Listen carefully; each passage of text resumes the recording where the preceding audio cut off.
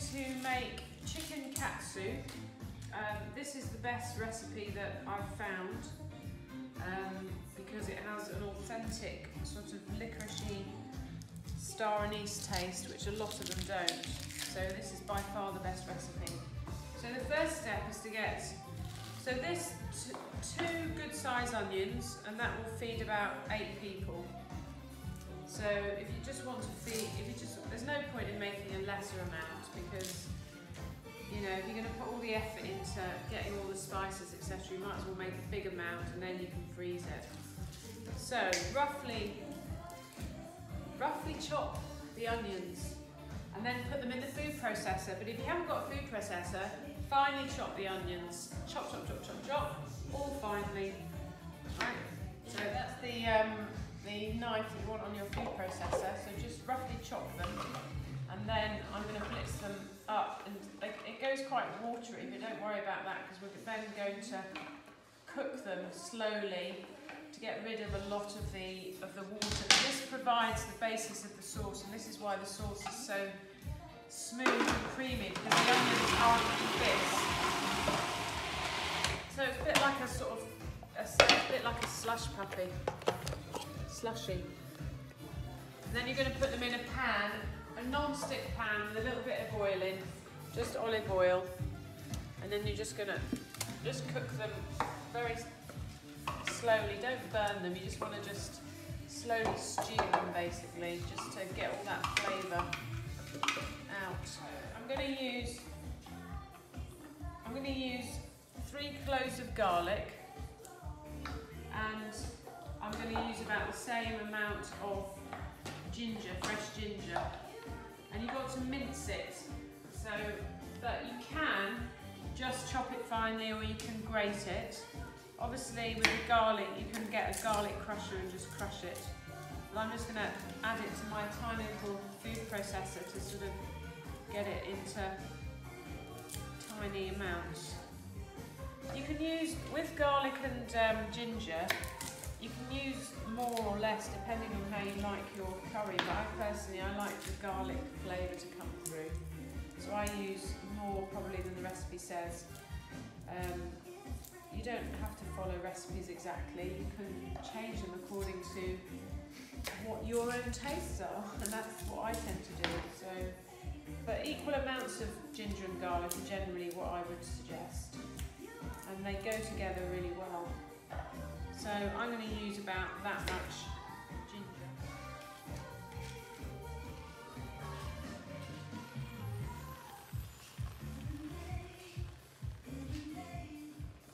Let's put this in the dishwasher. This is quite a fine sort of chopped very finely, a bit like a paste.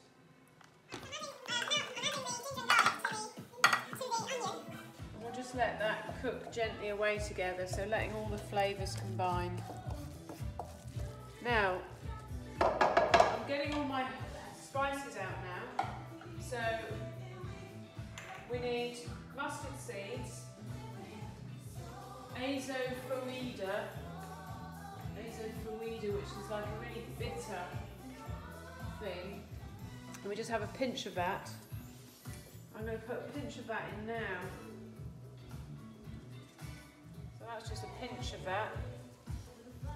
Don't need very much of it. It really smells disgusting. Right, mustard seeds next. Now the mustard seeds are very bitter, so it's much important to put them in a pan and let them pop first. And that takes the bitterness away. And then I'm just going to let these mustard seeds pop. That's more than fine. So now I'm going to grind the other seeds. They're going to be whole, these seeds, but you don't have to have whole seeds. You can just buy the already ground powder. It's a bit nicer if you freshly grind it yourself, because you know that it's all fresh. So you can hear those mustard seeds. Oh, we're losing them all. Quick, quick. See, we're losing them all out the pan.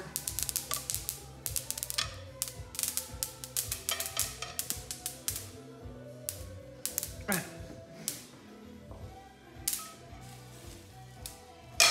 What you do is actually pop the mustard seeds before you add the onion to this pan. You don't have to use 2 pans. I might just cook it on the hot bit for a bit, just to get it to sizzle a bit. There we go. Can you hear that sizzling? That's the sort of sizzling sound you want. Now the great thing about curries is that you don't have to get all your quantities absolutely correct.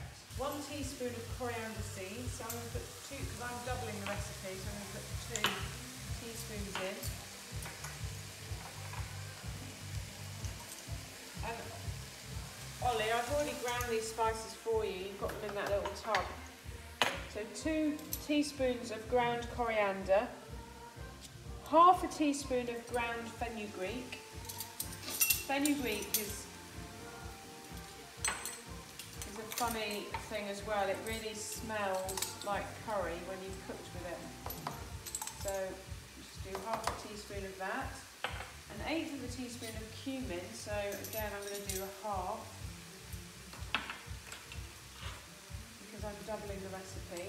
So cumin seeds and the same fennel seeds.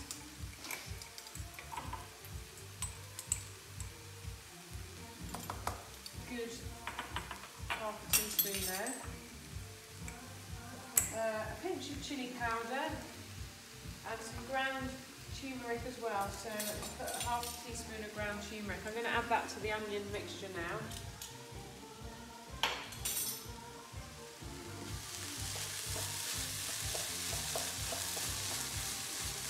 This is what creates the lovely golden yellow colour.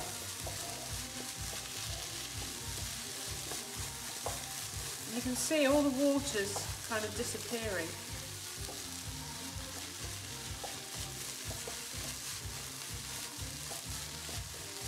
And it's important to cook the onions and garlic because it takes away the sort of extreme flavour of it. It makes it more mellow.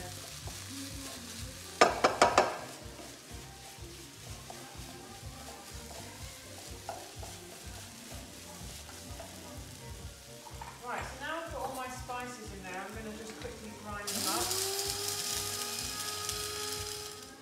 So Ollie, that's what you've got in your little pot, okay? I'm going to use some hot paprika, and this will add a little bit of spice to it. But you could, if you don't like it to be spicy, you can just add sweet paprika, but I would say that it's important to have a little bit of a spice in it. I'm going to take that off the heat now because all the water has gone away and I don't want it to now start burning. Half a teaspoon of paprika, and then I'm going to add all the other powder there that I've ground up, spice powder. And it's nice if you cook the spices, sort of dry cook them for a bit because it sort of it gets the flavour out. So now I'm going to add some salt. So 1 teaspoon and half a teaspoon. And lots of ground pepper as well. Salt and pepper are your basis for seasoning. And every single dish should have salt and pepper in. Right, I'm going to add a little bit of water now.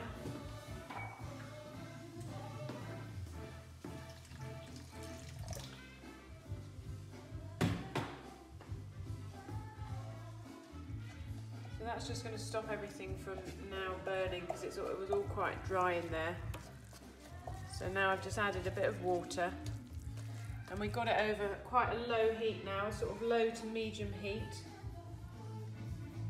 And now what I'm going to do is add my star anise. So I'm going to add about 2 of those, if I can find 2 proper. This is what adds to the lovely licoricey flavour, so that's what it looks like. It's really lovely, fragrant. I'm sort of, you know, more or less adding 2. And then the other vital ingredient is licorice. My clever way of adding licorice, because it's really hard to find licorice root, is to get one of these pucker tea bags And then, which I've given you, Ollie, in your pack, is to then just burst open the tea bag and then just add all the tea bag stuff. Okay, so now it's ready for the tomato puree and the add tomato puree, but I personally think that sun-dried tomato paste is more flavoursome, and so I'm going to add that. I'm going to add all of it actually, and I'm going to add some tinned tomatoes as well, just for extra, just to provide a bit of extra sauce really.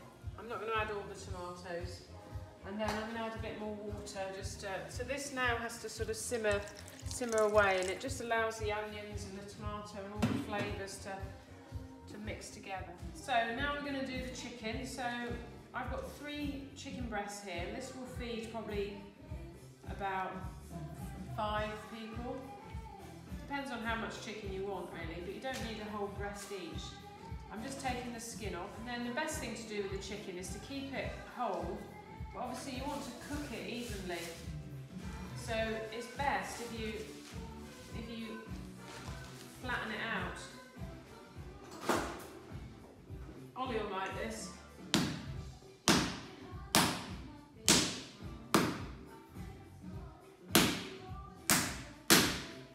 And it also makes it tender, the chicken, by doing that. It's breaking up a lot of the fibres, but it just more or less, it just means it's going to cook more evenly. You don't want to overcook your chicken, otherwise it will end up just really dry and horrible, and no one will want to eat it. This is just to dip the chicken in so that the breadcrumbs stick to it. Now it's really important that you season this, because otherwise your chicken's going to taste really bland. And I think the best way of seasoning it is to season the egg. I'm going to put some salt in the egg, just without much. Okay, and I'm just going to get some salt, and I'm just going to sprinkle a bit of salt over the chicken. It's not very much.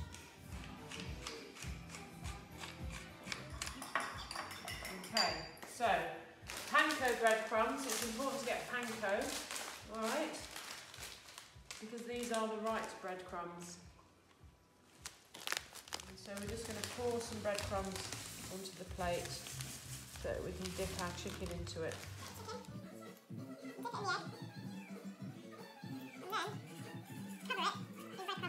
So press it down so that all the breadcrumbs really stick to it, because you want quite a lot of breadcrumbs. And it's the egg that makes the breadcrumbs stick, so the egg's really important.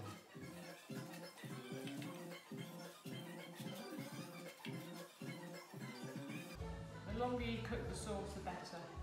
It lets all the flavours, so just start, if you're cooking, just start making the sauce about an hour before you want to actually eat. And you can go off, as long as it's on a low heat, you can go off and do something else, as long as you don't forget about it.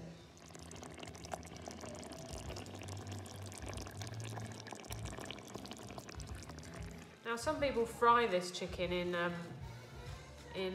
like deep fry it, but you don't really need to do that, and it's really unhealthy.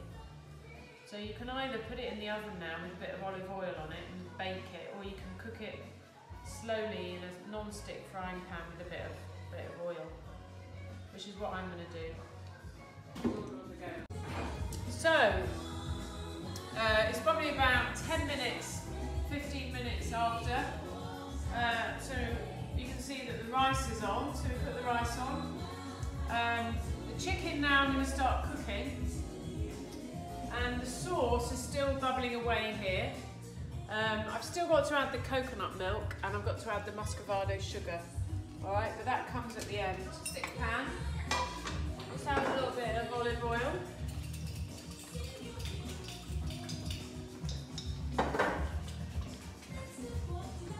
Meanwhile, what I'm going to do with the katsu curry sauce, because we've got an arga, and this is too hot to carry on cooking it, I'm going to put it in a pan and put it in the oven to carry on cooking. So now that the oil's heated up a bit, I'm going to add the chicken. We want the chicken to cook fairly fairly slowly really, because we don't want the breadcrumbs to burn. You never have too much pepper. And a little bit of salt as well. Nothing worse than tasteless chickens.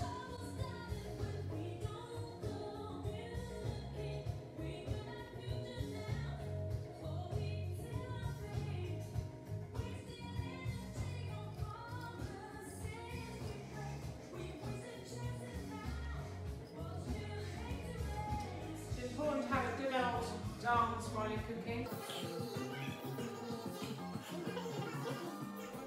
Flip these over now. I'm going to wait until they're nice and sort of a little bit coloured. Oops. Crunch. So you could do that in the oven if you wanted to. Just bake them in the oven with a bit of olive oil.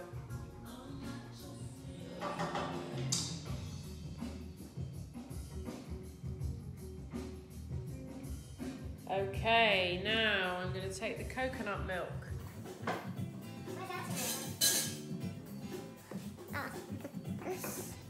So you see that, it's quite solid on the top, but just be careful because once you've gone through the solidness, there's water. Oh, it's not that watery, this one. This is quite a creamy one. See how creamy that is? It's just deliciousness, that is. So this sauce has probably been cooking for about nearly an hour. Just gently simmering away, letting all the flavours mix in. Just added this little thing of coconut cream as well, just to make it a little bit creamier. I've also added a bit more salt because tasting it, it didn't taste salty enough. So now's the time to taste it. You might want to add some chilli at this stage, some chili pepper, just some powdered chili. I've added this little thing of coconut cream as well, just to make it a little bit creamier. I've also added a bit more salt because tasting it, it didn't taste salty enough. So now's the time to taste it. You might want to add some chilli at this stage, some chili pepper, just some powdered chili powder, which is what I've done as well. But will do, to be honest, but I'm going to use molasses. You can use dark muscovado or you can use any sugar you've got. It's very hard, this sugar. After adding the sugar and letting it dissolve, now's the time to taste, do your final taste to make sure that the seasoning is to your satisfaction.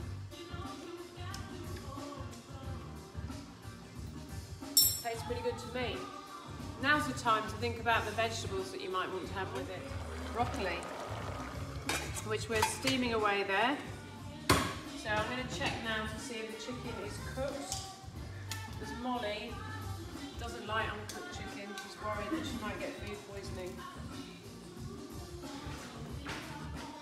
So cooking the chicken looks like it's cooked to perfection. But you want it nice and white in the middle, not pink. Yeah? So that is cooked to perfection. Okay, so I turn it over.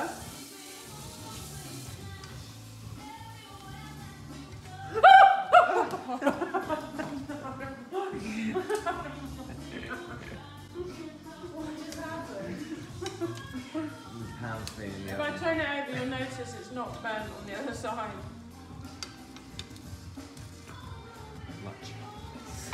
Don't touch the pan with your bare hand when it's been in the oven. Otherwise. Now just slice your chicken up into bits that you can then lay nicely over the curry. Now just slice your chicken up into bits that you can then lay nicely over the curry.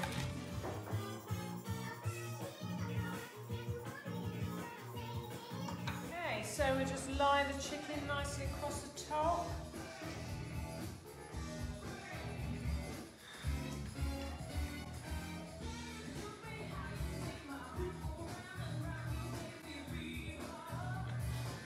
See why you don't need that much chicken, because actually this is more than enough.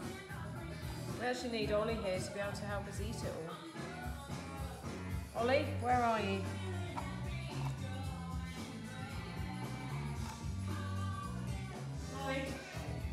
Yeah.